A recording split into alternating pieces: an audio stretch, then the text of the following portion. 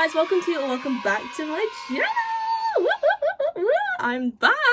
New year, new content. I'm so excited. So I first just want to wish everyone a Merry Christmas. I hope you guys had a lovely Christmas, spent time with your family. If not, I just hope you had a good time off work or something. And Happy New Year's to everyone. I hope that 2026 bring all of you abundance in success, in financial wealth, in positivity, in happiness, and everything, and in love, of course. So Happy New Year, everyone. Happy 2026. Woohoo! I'm gonna be 26. I'm gonna be 26 this year. I'm gonna be closer to 30 than 20. Anyways.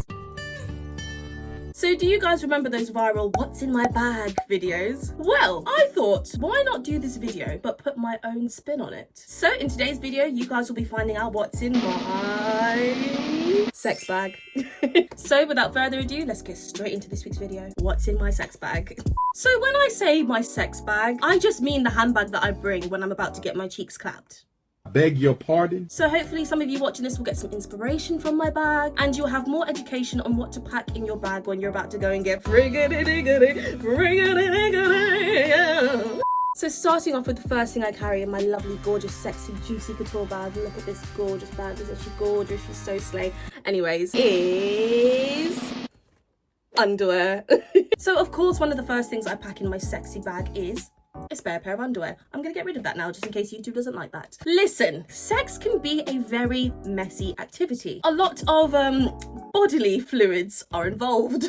And the last thing I need is to be waddling out of the guy's house into my car because my underwear is drenched in his car. So of course I will carry a spare pair of clean underwear just to be on the safe side. So the next thing I carry in my gorgeous little sexy bag is cotton buds, cotton pads, and a mini hand towel. Now, this one is a little bit TMI, but hear me out. But personally, I like to carry in my sexy bag cotton pads, cotton buds, couldn't be asked to get them, and a mini hand towel. This is because I like to make sure that I'm extra clean and fresh and gorgeous down there right before I get to the friggity-diggity time. Now, don't get me wrong. Of course, I take a full-on shower, scrub, shave, head to toe before I ever leave the house to get friggity-diggity. But I always have this bit of paranoia where I feel like on the drive there, I might, you know, have a bit of thigh sweat. You know, you girls got some thick thighs. Oh, just some, I don't know, like things happening down there that might happen on the drive. I'm not going to get too into detail because I don't want to put anyone off.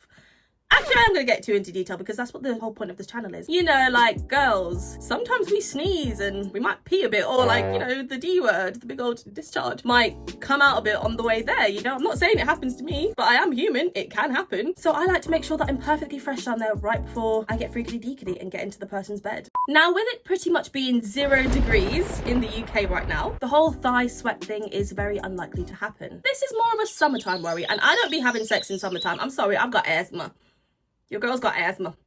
I'm just trying to survive during the summertime. I'm not thinking about any kind of physical activity, let alone sex. But like, for real, who's trying to get their cheeks clapped in the summertime? It is just too hot for that. Oh my gosh, I'm just trying to like chill out in the sun and just drink my nice Copperberg. Seriously. But when I get to the hookup's house, I will always make sure to have a little conversation with him and whatever. And then when we go to the bedroom, I like to go for my little bathroom break. Oh, I'm just popping to the loo, 1 second. And then I take my good old rag, or even if I can't be asked to use the rag, I'll choose a little cotton pad. Give it an extra clean in there. Ah, this is so... This is so exposing, but you know what? I'm doing this for the future generation. Okay, I need to just get that in my mind. Okay, but yes, I will take a cotton bud or a hand towel and just give myself an extra clean in the bathroom just to make sure that it's perfect. It usually is already perfect, but I would like to be more than perfect down there. I never want any guy to be like, oh, her coochie was fishy, or something like that. I just couldn't do it. I could never live with myself, and luckily that's never happened because I do give myself the extra wipe, the extra clean. It just simply gives me that reassurance that I'm extra fresh and extra clean down there and ready to get absolutely pounded. So how it will go is I obviously take a shower before I leave to go to the hookup's house. I get to my hookup's house. We talk and chat and kiki for a little bit. Then when it gets to the time when we're going over to the bedroom, I'll just quickly say to them, just give me a second. I'm just going to the bathroom to freshen up really quickly.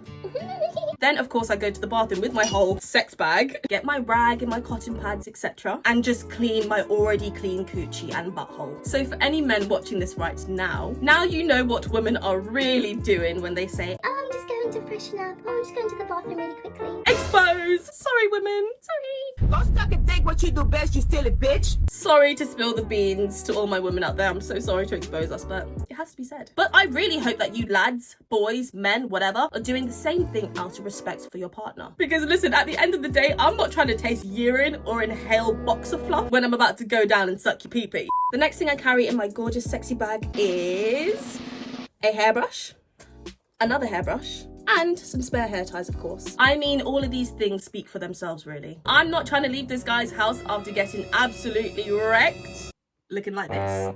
But yeah, my thing is, I always like to leave the guy's house the exact same way I arrived to his house. I want to look perfect. I want to look like this, basically. I want to look neat. There is nothing more embarrassing than your next door neighbour seeing you come home at 2 a.m. looking like you've gotten into a bear fight with my makeup all smeared, my hair everywhere. It's just very embarrassing. So let's avoid that by bringing your hairbrushes and your hair ties. The next thing I carry in my sexy bag, even though it's probably the same size as my bag itself, is my makeup. My makeup bag. Duh. This is basically for the same reason why I pack my hairbrushes and my combs and my hair ties. I'm not trying to come home with messed up makeup. Simple as. Especially as, of course, I'm currently still living at home while I get my moving out situation situated. So I know for a fact that they'd know what I was getting up to if I leave the house with a full face of beautiful, gorgeous makeup and come home with mascara running down my eyes because I was giving that Glock 2000 a bit too hard.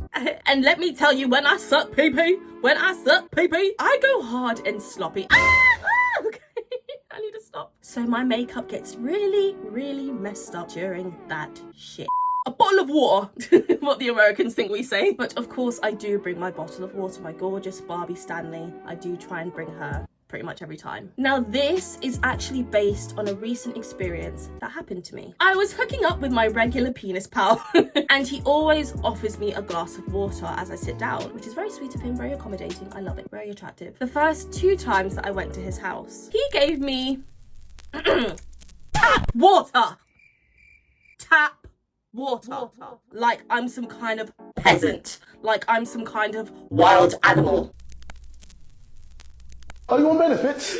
But the thing is, I didn't want to sound like a snobby, stuck-up prude. So I just womaned up and drank that dirty government water, even though I wanted to throw up after every sip. After that, I just couldn't risk harming my body that way anymore. But I also didn't want to say anything to him. So I started to bring my own water bottle. And I honestly felt great bringing my own water bottle because now I'm drinking yummy, clean, bottled water bought from the shop, not the tap. And I also didn't have to tell him. And he didn't have to go out of his way to make me a cup of water every time I came around anymore now. Listen, win-win for the both of us, I guess. I'll take it. But eventually he did notice. He's not stupid. He did notice. And so I did end up coming clean about it. No pun intended.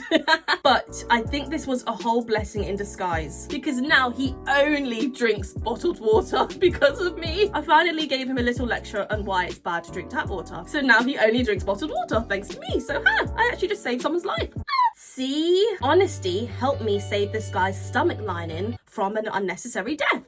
The next thing I carry in my sexy bag is mouthwash and chewing gum, but it's in the car. I don't have it in the house right now, so here's a picture of chewing gum if you want to see it so badly. So the reason the chewing gum is in my car is because I like to chew gum on the way to a hookup, so that upon arrival, when they give me my kisses and I give them their kisses, they just taste my nice minty fresh breath. It's like a good first impression. So the moment I walk through the door, all they can smell on me is my nice sexy perfume, my clean smelling coochie and my fresh minty breath. Nothing worse than having someone's stale, nasty breath in your face when you're kissing them. Ew. And then regarding the mouthwash, I personally like to rinse my mouth out with mouthwash after I've given the Glock 1000 because I am going to be real with you guys. I give the most immaculate sucking. I give the most immaculate oral pleasure. We'll keep it nice and friendly. So with this hidden talent of mine, I know that more than likely there are going to be some bodily fluids in my mouth. Oh gosh. And I'm not a fan of semen breath. Point blank period. Or pee-pee breath, I don't know. So once I've given the Glock 1000, I make sure to rinse my mouth out with mouthwash. Sometimes I will even go the extra mile and bring my toothbrush and toothpaste with me. This is especially as I am a kisser. I love to be kissed, I love to kiss, and I like to kiss the person before I leave. It just feels kind of good. It feels weird just like having sex and then to be like, All right, peace out, mate. That's weird. And we all know how guys feel about being kissed after they've received oral pleasure. So I never want to make a guy feel uncomfortable or make him feel like, oh, I don't want her to kiss me, but I don't want to say anything. I never want to put a guy in that situation. So I will always take the first initiative, and as soon as I finish the sucky, I will then go to the bathroom, wash my mouth out with mouthwash, and even brush my teeth, put some Vaseline on, fresh as ever, as if it never even happened. Which, I'm not even gonna lie, little rant. Rant time. I think this is a little rude, because why have I just given you the best Glock 1000, 2000, 69,000 of your entire life, and then you have the nerve to turn to me and be like, nah, I ain't kissing you after that. Oh, sorry, I just don't kiss girls after they've done that to me. The audacity! It's your bodily fluids, it's your pee-pee that I just sucked up, and you're gonna tell me I'm not kissing you after that. like I've licked the ground, like I've just gone outside and licked a bush or a tree or a lamppost or the concrete floor. It's your body, mate. What do you mean you're not kissing me after that? Whereas a guy's gone down on me, and as soon as they come up, I'm like, what do you mean? Rant over. So yes, long story short, mouthwash and gum is a must. And the final thing I pack in my sexy bag is a vibrator. Now, with this one, I'm not going to show it on camera because I respect the YouTube guidelines. So we're going to keep that in my drawer. Okay, listen. Let's be real. Let's keep the secret between me and you guys, right? We can't always rely on a person to fulfill our sexual needs. If I could 110% rely on someone to make me finish during sex, then I would never need my vibrator ever again. But this is the real world, and that's not always the case. There is nothing more like big ass blue balls than having sex and not hitting my big O. Sometimes they make me finish and sometimes they don't. It's okay. I'm not gonna judge you for it. We all have to learn somehow. So I like to always be prepared if they can't finish me off. Then I will have my vibrator at hand, just in case. Nowadays, when I'm sexually active, hitting my big O is a non-negotiation for me. It has to happen if I'm having sex. If the guy can hit his big O, I should be able to hit my big O too. If I don't, I don't actually look like that when I do that, I promise. Then just know I am either leaving his place absolutely unsatisfied and miserable, or I will just quickly pull out my little purple friend and get the job done by myself before I leave their place. That's why I will literally do it in their bed before I leave, right in front of them, to just rub it in their face. Oh, I'm just kidding. It's not to rub it in their face. It's just, obviously, I'm in the bed naked. I might as well just do it there and then. I just wish sometimes some men took the female O as serious as their O, as their big O. But like I said, some men. There are men out there who take it very seriously, even put the woman first before themselves, which I respect. Love it. But there are some boys, I'm not even gonna say men, there are some boys out there who don't care, and we need to stop that this big 2026. We need to get that to stop. As a female, imagine having sex with a man. You hit your big O, but he doesn't. Just you, and that's it. Gosh, you'd never hear the end of it. The guy would probably kidnap you until he hits his big O. Let's be so for real. Like, come on, let's be so for real. So yes, that is why I like to bring my little purple friend, aka my vibe. She's just my little backup tool in case things go south for my coochie meow meow. Anyways, you guys, thank you so much for watching this week's video. I really hope you enjoyed it. Let me know what you want to hear next. Comment down below. Or you can even message me on Instagram and send me some inspiration, some videos that you want to see this year, some videos that might help you, some videos that you want to hear from me about certain subjects. It could be pregnancy, STIs, pleasure in the bedroom, whatever you want to hear, I got you. I did not go to university for 3 years to get a sexual health degree for no reason. Love you guys, and happy new year, happy 2026. I'm wishing you all abundance in every way in your life. Bye!